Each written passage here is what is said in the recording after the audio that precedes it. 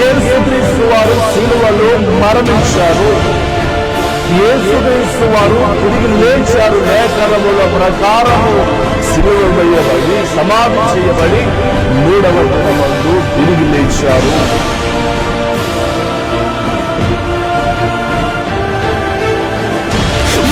జీవించబడడానికి, ఒక స్థితిలో ఉండడానికి, ఈరోజు నువ్వు క్షమించబడడానికి, ఈరోజు ఒక ఉన్నతమైన స్థితిలో ఉండడానికి కారకుడు సజీవుడైన క్రీస్తే.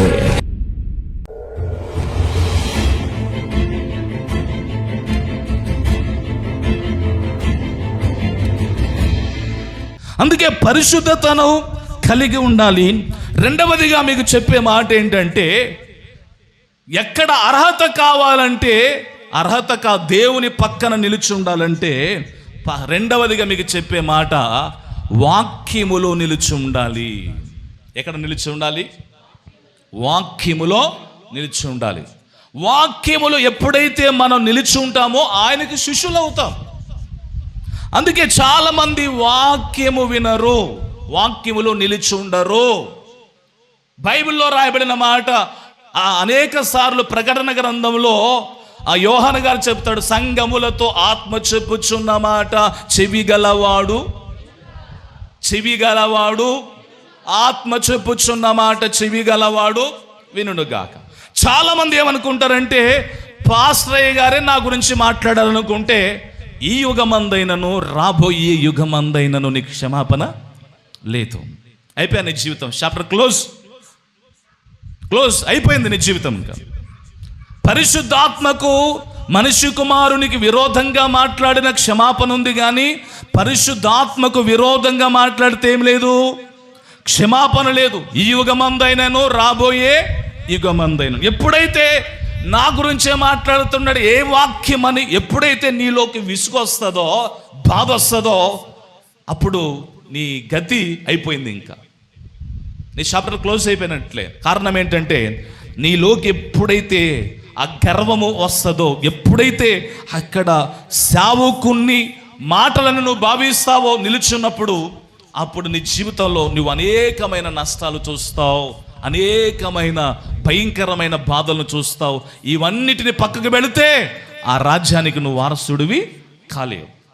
అందుకే దేవుని పిల్లలారా, మీ అందరికీ చెప్పే మాట, రెండవదిగా మనం ఏం చేయాలంటే వాక్యములో నిలిచి ఉండాలి.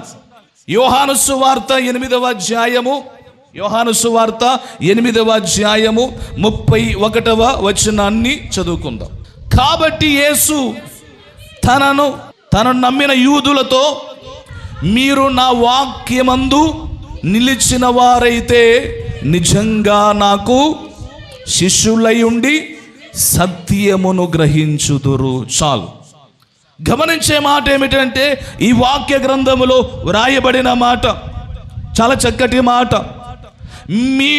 మీలో ఎవరైతే, కాబట్టి యేసు తనను నమ్మిన యూదులతో, మీరు నా వాక్యమందు నిలిచిన వారైతే నిజముగా నాకు మీరేమై ఉన్నారు, శిష్యులై ఉన్నారు. వాక్యం మిమ్మల్ని ఏం చేస్తుంది? సత్యములోనికి నడిపిస్తుంది. సత్యము మిమ్మల్ని ఏం చేస్తుంది? స్వాతంత్రులుగా చేస్తుంది. దేవుని పిల్లలారా, జాగ్రత్తగా గమనించండి. వాక్యములో నిలిచిన వారై ఉండాలి. వాక్యాన్ని వినడమే కాదు, దాని ప్రకారంగా జీవించాలి.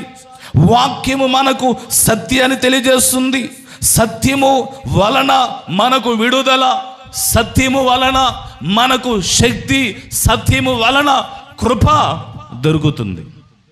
అందుకే చాలామంది వాక్యాన్ని వింటారు, కానీ వాక్యములో నిలిచి ఉండరు. చాలామంది వాక్యములో నిలిచి ఉండరు. గమనించే మాట ఏమిటంటే, వాక్యమందు నిలిచిన వారైతే నా శిష్యులవుతారు, నా కుమారులవుతారు, నా కుమార్తెలవుతారు. ఎందరైతే దేవుని ఆత్మచేత నడిపింపబడుదురో వారందరూ దేవుని కుమారులు అనబడతారు. అయితే వాక్యమందు నిలిచిన వారైతే నిలిచిన వారైతే నాకు శిష్యులవుతారు. ఏమవుతారు? శిష్యులవుతారు.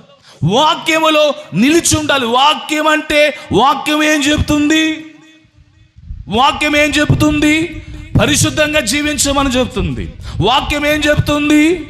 నీతిగా బ్రతకమని చెప్తుంది. వాక్యం ఏం చెప్తుంది? విశ్వాసం కలిగి ఉండమని చెప్తుంది. వాక్యం ఏం చెబుతుంది? వాక్యం ఏం చెబుతుంది? మనము దేవుని యొక్క మాటలు వినాలని చెబుతుంది. వాక్యం ఏం చెబుతుంది? ఇంకా మన జీవిత కాలంలో పరిశుద్ధంగా జీవించాలని, అబద్ధం ఆడకుండా బ్రతకాలని, దేవుని సన్నిధిని మానకూడదని, దేవుని యొక్క కార్యాలను మర్చిపోకూడదని, దేవుని వాక్యం అనేక సందర్భాల్లో మనం పడిపోయిన సమయంలో, మన పాపములో ఉన్న సమయంలో, మనము లోకానుసారంగా బ్రతికిన సమయంలో అనేక రూపాలుగా వాక్యము మనిషిని ఏం చేస్తుందంటే గద్దిస్తూ ఉంది, బుద్ధి చెబుతూ ఉంది, ఖండిస్తూ ఉంది.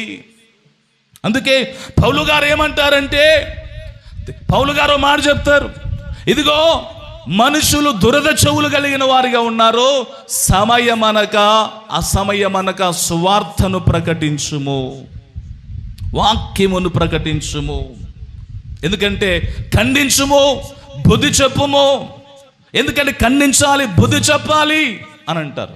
గమనించే మాట ఏంటంటే వాక్యములో నిలిచి ఉండాలి. వాక్యములో నిలిచి ఉండాలి. నువ్వు లోకాన్ని విడిచిపెట్టి రా అనంటే లోకాన్ని విడిచిపెట్టి రావాలి. లోకాన్ని విడిచిపెట్టి రావాలి.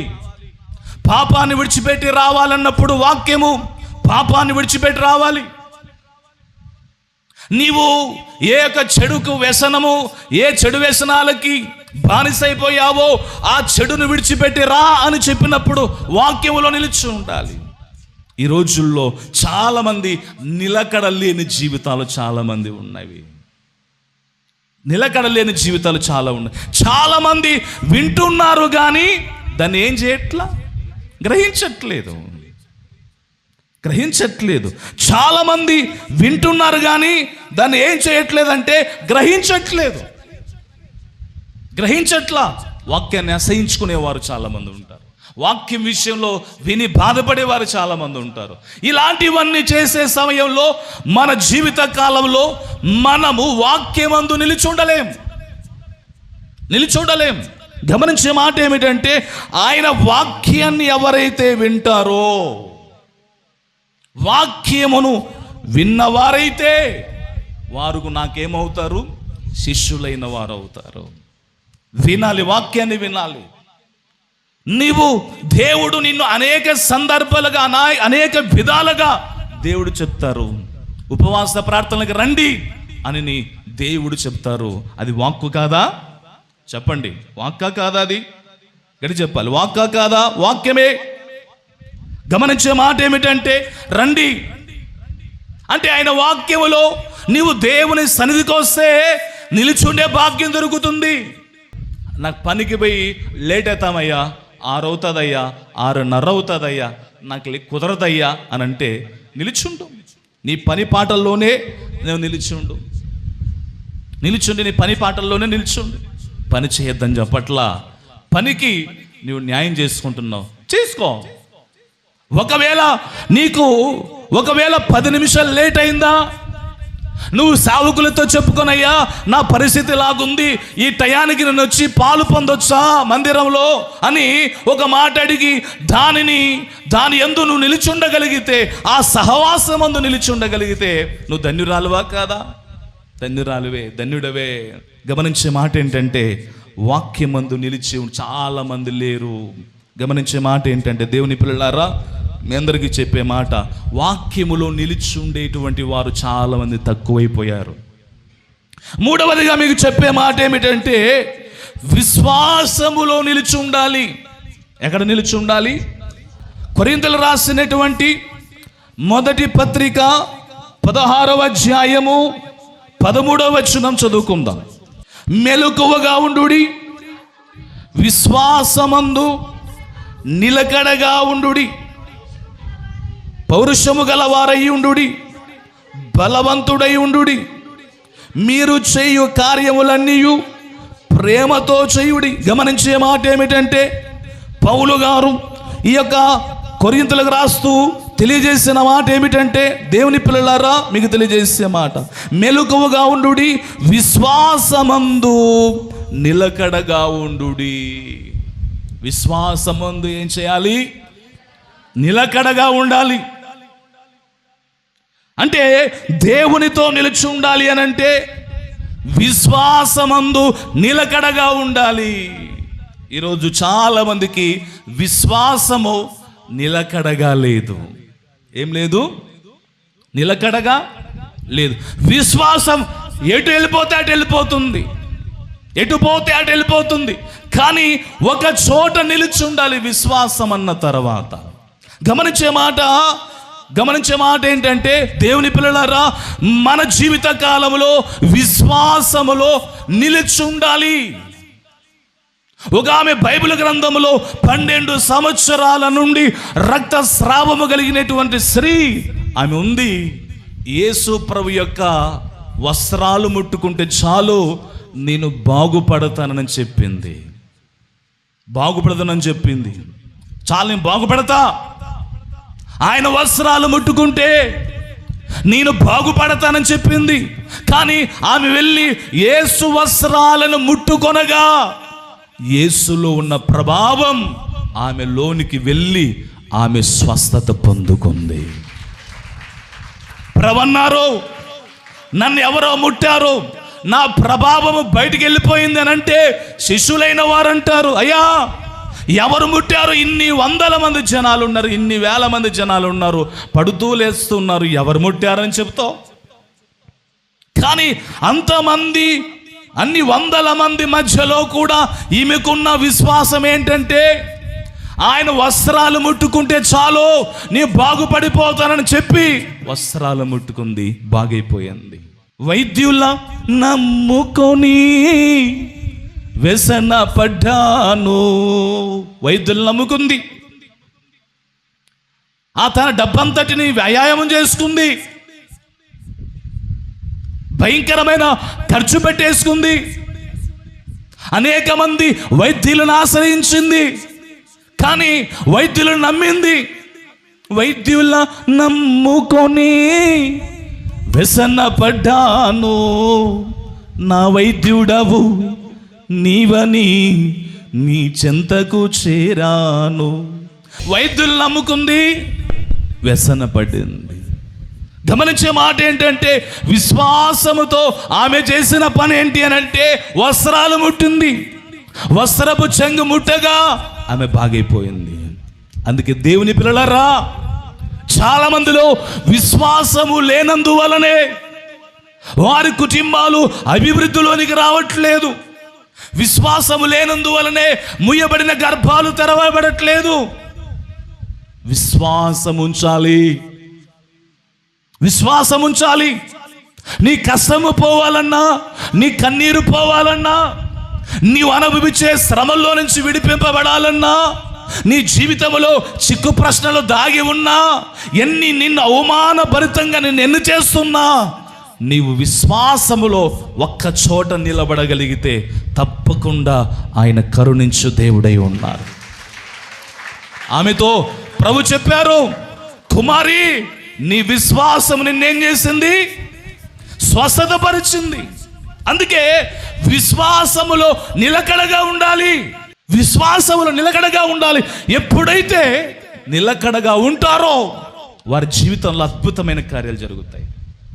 ఒకరోజు నాకు మన ఆత్మీయ పిల్లలు సుకుమారు సువార్తో మాట చెప్పారు. వారికి సంతానం లేదు, చాలా చాలా భయంకరంగా అనేక చోట్లకి వెళ్ళిపోయారు, డబ్బులు ఖర్చు పెట్టారు, కానీ పిల్లలు లేరు. చివరికి ఆ పాప సువార్త ఏ దేవుడు నాకు వద్దు అనే స్థితిలో ఉండిపోయింది. ఆ టైంలో పరిచయం చేశారు. ఒకసారి రండి అని అన్నారు. వారు ఒక వారం వచ్చారు, వాక్యం విన్నారు. 2వ వారం వచ్చారు, వాక్యం విన్నారు. వాళ్ళు చెప్పిన మాట కొన్ని నెలలు వచ్చిన తర్వాత వాళ్ళు సంతాన కోసం ప్రార్థన చేయించుకున్నారు. వాళ్ళు చెప్పిన మాట ఏంటంటే, అయ్యా మాకు సంతానం లేకపోయినా పర్లేదు, కానీ మాకు మంచి సేవ దొరికింది, మంచి సేవ మాకు దొరికింది, మంచి దైవ సేవకులు ఉన్నారు, చాలయ్యా మేము ఆత్మీయంగా బలపరచబడుతున్నామని వారు తెలియజేశారు. తెలియజేసినప్పుడు దేవుని పిల్లలారా, విశ్వాసములో ఒక చోట నిలుచున్నప్పుడు చాలామంది చెప్పారు, ఆటికి పోండి మీకు పిల్లలు కలుగుతారు, ఈటికి పోండి అని చాలామంది చెప్పారు. ఒకటి తీర్మానం చేసుకున్నారు, వాళ్ళు ఎక్కడికి పోలా. 7 సంవత్సరాలు సంతానం లేదు. ఇక్కడికి వచ్చిన తర్వాత కూడా అక్కడికి వెళ్ళిపోండి, ఇక్కడికి వెళ్ళిపోని చెప్పిన వాళ్ళు చాలామంది ఉంటారు. ఎందుకంటే విశ్వాసములో ఒక చోట ఏం చేయాలా? నిలిచి ఉండాలి. గమనించే మాట ఏంటంటే, వారు విశ్వాసంగా నిలిచి ఉన్నారు. ఒకటే, వారి విశ్వాసమును బట్టి దేవుడు కార్యాన్ని చేస్తారు. నమ్ముతారు, సావుకులు నమ్ముతారు. మమ్మల్ని కాదని ఒక్క పని చేయరు. ఏది చేసినా ప్రార్థన పూర్వకంగా. ఈ సేవలోకి వచ్చిన తర్వాత, ఈ మందిరంలోకి వచ్చిన తర్వాత వారు ఒక పెద్ద ఇల్లు కట్టుకోగలిగారు. పెద్ద ఇల్లు కడుతుంటే చాలా మంది అన్నారు, పిల్లలు లేరు, ఇంత పెద్ద ఇల్లు కడుతున్నారే అని చెప్పి మాట్లాడితే ఆ కుమార్తె పాస్టర్ గారితో బాధపడింది. ఏం కదమ్మా, దేవుడు సంతాన భాగ్యం ఇస్తారు, సంతాన భాగ్యం ఇస్తారు నీకు. మీరు నమ్మకంగా ఉన్నారు, పరిచర్యలో ప్రతి కార్యక్రమంలో మీరు ఉంటారు, చక్కగా ఉన్నారు, దేవుడు ఇస్తారు, కార్యం చేస్తారు అని చెప్పిన తర్వాత దేవుడికి గర్భఫలాన్ని ఇచ్చారు, కుమారుని ఇచ్చారు. తర్వాత కొన్ని సందర్భాల్లో ప్రార్థన పెట్టించుకున్నారు. ఇంట్లో పెట్టించుకున్నప్పుడు ఒక 2 times దేవుడు నాతో మాట్లాడాడు. నేను ఆ సమయంలో దేవుడు నాతో మాట్లాడించినప్పుడు, సుకుమార్, సువార్త, నీకు మరల గర్భఫలాన్ని దేవుడు ఇస్తారు, కావాలా వద్దా అంటే కావాలయ్యా, మరల గర్భఫలాన్ని దేవుడు ఇస్తారు అని చెప్పినప్పుడు ఏం జరిగింది తెలుసా? అదే విధంగానే 2వ గర్భఫలం దేవుడు ఇచ్చారు. విశ్వాసమందు నిలుచుంటే, చక్కగా నిలుచుంటే ఇప్పుడు మరలా గర్భఫలం. అసలు వాళ్ళకి ఇంకా చాలా కొడుకు పుట్టేశారు, చాలా ఇంకా మాకు నింద పోయింది, ఇంకా చాలా అని సంతోషంగా బ్రతుకుతుంటే ఒక సేవకుడిగా నేను చెప్పడం జరిగింది, ఇదిగో నీకు మరల గర్భఫలాన్ని ఇస్తారు. ఏమైనా చెప్పడం జరిగిందా లేదా? ఎటు చెప్పాలి అంటే చెప్పడం జరిగింది. దేవుడు అదే విధంగానే మరల గర్భఫలాన్ని ఇచ్చారు. దేవుని పిల్లలారా, ఎప్పుడైతే మనము విశ్వాసమందు నిలిచి ఉంటామో, ఆ కుమార్తె ప్రతి శనివారం ఉపవాస ప్రార్థనకు వచ్చేది, ప్రతి కార్యక్రమంలో చక్కగా దేవుని సన్నిధిలో ఉంటుంది. అదే విధంగా కాకుండా ఆ కుమార్తె కూడా, సుజాత కూడా తనకు 6 సంవత్సరాలు కూర్చున్నాడు, 6 సంవత్సరాల సంతానం లేదు. అంటే మనము పట్టుబట్టాలి. ఏం పట్టాలి? నాకు ఒకటి కావాలి దేవా, విశ్వాసముతో పట్టుబట్టాలి. నాకు గర్భఫలం కావాలి, లేకపోతే నాకు స్వస్థత కావాలి, నా కుటుంబంలో శ్రమలు పోవాలని పట్టుబట్టాలి. పట్టు పట్టరాదు, పట్టలేని పట్టు పట్టరాదు, పట్టు పట్టరాదు, పట్టలేని పట్టు పట్టరాదు. ఏం పట్టుబట్టాలి? ఉడుము పట్టుబట్టాలి, ఉడుము పట్టుబట్టాలి. పట్టు పట్టరాదు, పట్టలేని పట్టు పట్టరాదు, పట్టు విడువుట కంటే చచ్చుట మేలు. ఏంటంట? పట్టు విడువుట కంటే చచ్చిపోవటం మేలంట, చచ్చిపోవటం మేలు. దేవుని పిల్లలారా, యేసుక్రీస్తు ప్రత్యక్షత ఈ సేవలో, ఈ మందిరంలో నీకు కావలసినవన్నిటినీ విశ్వాసముతో నీ ఉండగలిగితే తప్పకుండా ఆయన కృప చూపించే దేవుడై ఉన్నారు. గట్టిగా చప్పట్లు కొడదాం. దేవునికి మహిమ కలుగును గాక. విశ్వాసముతో, విశ్వాసముతో దేవుని పిల్లలారా, విశ్వాసము లేకపోతే ఎప్పుడైతే మనం విశ్వాసంగా ఉండమో ఆ సమయంలో మనం ఏది దేవుని వలన పొందుకోలేము. బైబిల్లో మాట రాయబడింది, వారి అవిశ్వాసాన్ని బట్టి ఆయన అక్కడ ఏ అద్భుతము చెయ్యలేదు అని రాయబడింది. చెయ్యలేదు అని రాయబడింది. మనం పనికిచ్చే ఇంపార్టెంట్, ఉద్యోగానికి ఇచ్చే ఇంపార్టెంట్. దేవుని సన్నిధికి నువ్వు ఎందుకు ఇవ్వట్లేదు? దేవుని సన్నిధికి ఎందుకు ఇవ్వట్లేదు? దేవుని సన్నిధికి ఎందుకు ఇవ్వట్లేదు? ఆదివారము కూడా ఈరోజు చాలా మంది తక్కువైపోయింది. ఎంత కష్టపడుతున్నాం మేము. అప్పుడు 10 గంటలకు స్టార్ట్ చేస్తే 2-3 అయ్యేది టైం.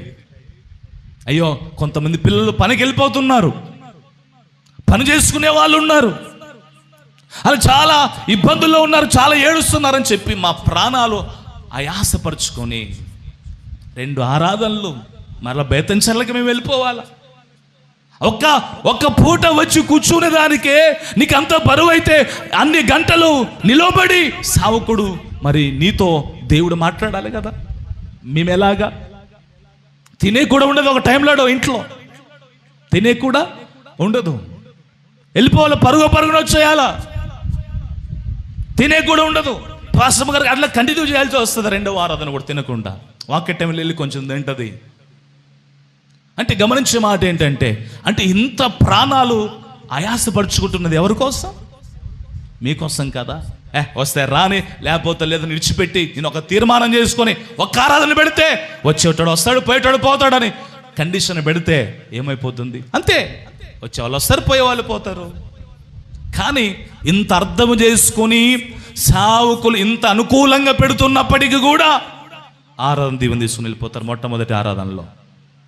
లేకపోతే సెలవు గుర్తు వేసుకోకుండా వెళ్ళిపోతారు కొంతమంది. వాక్యం చెప్పే మాట 6 దినాలు కష్టపడి పనిచేయి, 7వ దినం విశ్రాంతి దినం. నువ్వు వస్తే రా, లేకపోతే లే. వాక్య ప్రకారంగా జీవిస్తే జీవించి, లేకపోతే లే. అంటే మీకోసము ఇన్ని కార్యక్రమాలు ప్రభుని అడిగి, క్షమించమని అడిగి, దేవా క్షమించండి క్షమించండి క్షమించమని అడిగి మీ కొరకు ఇన్ని కార్యక్రమాలు చేస్తున్నా. కనీసం ఒక 2 hours దేవుని సన్నిధిలో లేకపోతే అది ఏం బ్రతుకు అని అర్థం కావట్లా. ఒక 2 hours 2 గంటలు, అరే ఆదివారం 2 గంటలు కూడా దేవుని సన్నిధిలో ఉండకపోతే ఏం బ్రతుకు నీ బ్రతుకు? ఛీ, అది బ్రతుకంటారా? కనీసం ఆ 2 గంటలు ఉండి నువ్వేం పని చేసుకుంటూ చేసుకో, ఏం పని చేసుకుంటూ చేసుకో. అంటే ఈరోజు మనిషి యొక్క జీవితం, నాకు డబ్బు కావాలి, ఉద్యోగం కావాలి, నాకు నిద్ర కావాలి, నాకు అవన్నీ కావాలి అంటే విశ్వాసంలో మాత్రము నిలిచి ఉండడు. కొంతమంది ఏమనుకుంటారంటే, కొంతమంది నేను విశ్వాసంలో బాగా నిలిచి ఉన్నాను అనుకుంటారు. ఏమనుకుంటారు? ఎటు చెప్పండి అమ్మా. నేను నిలుచున్నాను అనేవాడు పడిపోకుండా చూసుకోవాలంట. చూద్దాం ఒకసారి వాక్యం. కొరింథీయులకు రాసిన పత్రిక, మొదటి పత్రిక 10వ అధ్యాయం 12వ వచనం. 10వ అధ్యాయం. తాను నిలిచి ఉన్నానని తలంచుకొనువాడు పడకుండునట్లు జాగ్రత్తగా చూచుకొనవలెను. చాలా మంది అనుకుంటారంటే, ఈరోజు నాకు పని ఉంది, ఆయన దేవుడు ఏమనుకోడు, నీ కరెక్ట్గానే ఉన్నా, నేను పడిపోనులే, ఆరాధన మానేస్తే లోకంలో పడిపోతానా? ఏం పడిపోను, నీ కరెక్ట్గా ఉన్నా అని అనుకుంటారు. అయితే మీ అందరికి చెప్పే మాట, తాను నిలుచున్నానని తలంచుకునివాడు పడిపోకుండానట్లు ఏం చేయాలంట? జాగ్రత్త పడాలంట. నీ నీ స్వయంకృత భక్తి నిన్ను పతనం చేస్తుంది. నీ యొక్క సొంత ఆలోచన నిన్ను పాడు చేస్తుంది. అందుకే దేవుని యందు నిలిచి ఉండాలి అని అంటే చెప్పండి, నంబర్ 1 పరిశుద్ధత ఉండాలి. నంబర్ 2 అమ్మా వాక్యమందు నిలిచి ఉండాలి. నంబర్ 3 విశ్వాసమందు నిలిచి ఉండాలి. విశ్వాసమందు నిలిచిన వారి జీవితంలో చాలా అద్భుతమైన కార్యాలు జరుగుతాయి. అంటే విశ్వాసమందు ఒక్క చోట నిలిచి ఉండాలి. దేవుడు ఇక్కడ నాకు కార్యము చేస్తారు, ఇక్కడ దేవుడు నాకు కార్యం చేస్తారు, తప్పకుండా నాకు కావలసినది ఇస్తారు అని నువ్వు పట్టగలిగితే, పట్టు విడవకుండా ఎలాగైతే నువ్వు పట్టుకుంటావో, క్రీస్తును ఆయన పాదాలు పట్టుకుంటావో, తప్పకుండా నీకు కావలసినవి అనుగ్రహింపబడతాయి. మీరు అనుకున్నట్లుగా ఈ యొక్క యేసుక్రీస్తు ప్రత్యక్షత, ఈ మందిరం, ఈ స్థలం సామాన్యమైనది కాదు. ఇక్కడ ఎన్నో జీవితాలు బాగుపడ్డాయి, ఎన్నో కుటుంబాలు ఇక్కడ దీవించబడ్డాయి, ఎన్నో కుటుంబాలు కన్నీటి తుడ్చబడ్డాయి. గమనించే మాట ఏమిటంటే, దేవుని పిల్లలారా, మీకు 4వదిగా చెప్పే మాట, చివరిగా మీకు చెప్పే మాట ఏంటంటే, చివరి వరకు నిలిచి ఉండాలి. ఎంతవరకు నిలిచి ఉండాలి? చివరి వరకు, అంటే అంతము వరకు నిలిచి ఉండాలి. దయచేసి మత్తయి సువార్త 24వ అధ్యాయము 13వ వచనాన్ని చదువుకుందాం. 13వ వచనం, 24:13 వచనం. అంతము వరకు సహించిన వాడే రక్షింపబడును. గమనించే మాట ఏమిటంటే అంతము వరకు సహించి నిలిచున్నవాడే రక్షింపబడతాడు. అంటే చివరి వరకు నిలిచి ఉండాలి. చివరి వరకు అంటే యేసుక్రీస్తు ప్రత్యక్షతలోకి ఒక అడుగు పెట్టావు. అడుగు పెట్టిన తర్వాత నిన్ను విడదీయాలంటే ఈ మందిరములో నుంచి, ఈ సావుకును నుండి, ఈ సంఘాన్ని నుండి నిన్ను వేరు చేయాలంటే ఒక మరణము తప్ప ఏది నిన్నేం చేయకూడదు, వేరు చేయకూడదు. పౌలు గారు అంటాడు, నీ ప్రేమ నుండి ఖడ్గమైనను, కరువైనను, ఉపద్రవమైనను నన్ను వేరు చేసునా వేరు చేయలేదు. కానీ నిన్ను నీవు చేసుకుంటే తప్ప, నువ్వు పడిపోతే తప్ప ఇంకా ఏమి లేదు. గమనించే మాట ఏంటంటే, అంటే మనం చివరి వరకు ఈ పరిచర్యలో ఒకసారి నువ్వు అడుగు పెట్టావు. అడుగు పెట్టిన తర్వాత నిన్ను విడదీయాలంటే ఒక మరణము తప్ప వేరొకటి వేరు చేయకూడదు. కష్టము వేరు చేయకూడదు, బలహీనత వేరు చేయకూడదు, అవమానాలు, నిందలు ఇవన్నీ వేరు చేయకూడదు. గమనించే మాట ఏంటంటే, చాలా మంది ఇక్కడ ప్రార్థన జరుగుతుంటే ఇంకో చోటికి వెళ్ళిపోయేవారు చాలా మంది ఉంటారు. నువ్వు చేస్తున్న తప్పు నీకు అర్థమవుతుందా? అంటే సంకల్ప పిల్లని పెట్టుకొని ఏం చేస్తున్నారంట, ఊరంతా వెతికినట్లుందంట. ఒక ఆమె సంకల్ప పిల్లని పెట్టుకుందంట, నా కొడుకు కనపల్ల అంటుందంట. కొంతమంది చూసే, పిచ్చిదానా, నీ సంఖలోనే నీ కొడుకున్నాడే అని చెప్పారంట. ఏమన్నారు చెప్పండి అమ్మా, నీ సంఖలోనే నీ కొడుకు ఉన్నాడు. అమ్మా, యేసుక్రీస్తు ప్రత్యక్షత నీలోనే ఉంది, నీకు దగ్గరగానే ఉంది. నువ్వు భక్తితో, నువ్వు శ్రద్ధతో దేవుని ఆరాధించగలిగితే, చివరి వరకు నిలబడగలిగితే నువ్వు పొందుకోవలసిన వాటిని తప్పకుండా పొందుకుంటాం. అందుకే చివరి వరకు, అంతము వరకు మనము నిలిచి ఉన్నప్పుడు మనం ఏం చేస్తాం, రక్షింపబడతాం. ఎందుకంటే ఇటు కొన్నాళ్ళు, అటు కొన్నాళ్ళు అంటే నీ భక్తి యొక్క జీవితం నిలకడ లేకపోతే అక్కడ పొందుకోలేవు, ఇక్కడ రెండు చేతిలో ఫెయిల్ అయిపోతావు. ఈడ కాదని ఇంకో చోటికి నువ్వు వెళ్ళినప్పుడు దేవుడేమో అన్యాయస్తుడా, న్యాయం కలిగిన వాడే కదా. చేయాలనుకుంటే ఎక్కడ ఉన్నది దేవుడే, ఏడ ఉన్నది ఏ సంఘంలోనైనా దేవుడే, అవునా కదా, ఎక్కడ ఉన్నదైనా దేవుడే. కానీ మనకు ఎక్కడైతే అనుకూలంగా దేవుడు ఉన్నాడో, ఎక్కడైతే సంఘం మనకు అనుకూలంగా ఉందో, ఎక్కడైతే దైవ సేవకులు మనల్ని ప్రేమిస్తున్నారో, ఎక్కడైతే దైవ సేవకులు మన కొరకు ప్రార్థన చేస్తున్నారో, ఎక్కడైతే నువ్వు సేవకుల ద్వారా, సంఘం ద్వారా మేలు పొందుకున్నావో, అక్కడ నిలిచి ఉన్నప్పుడే దేవుడు కృతజ్ఞతను చూచి నిన్ను ఆశీర్వదిస్తారు. దేవునికి మహిమ కలుగును గాక. అందుకే దేవుని పిల్లలారా, మీ అందరికీ చెప్పే మాట ఏంటంటే, ముగిస్తూ మీ అందరికీ తెలియజేసే మాట ఏంటంటే, చెప్పండి, దేవుని యందు నిలిచి ఉండాలంటే చెప్పాలి, పరిశుద్ధంగా ఉండాలి. నంబర్ 2 వాక్యంలో ఉండాలి. నంబర్ 3 విశ్వాసం. నంబర్ 4 చివరి వరకు, అంతవరకు ఈ సేవను, ఈ ప్రభుని, దైవ సేవకుని ఏం చేయకూడదు, విడిచిపెట్టకూడదు, అంతము వరకు. అందుకే ఒకవేళ భ్రమలో ఉన్నావేమో, నేను నిలిచి ఉన్నానని, కానీ పడిపోకుండా ఏం చేయాలా? ఒకవేళ కొంతమంది నేను భక్తిగానే ఉన్నానులే, నాకేం ప్రాబ్లం లేదులే, నేను విశ్వాసగా ఉన్నానులే అని అనుకుంటే పడిపోకుండా ఏం చేయాలా? జాగ్రత్తగా చూసుకోవాలి. అయితే మనం నిలిచి ఉండాలి అని అంటే ఈ అర్హతలు కావాలి.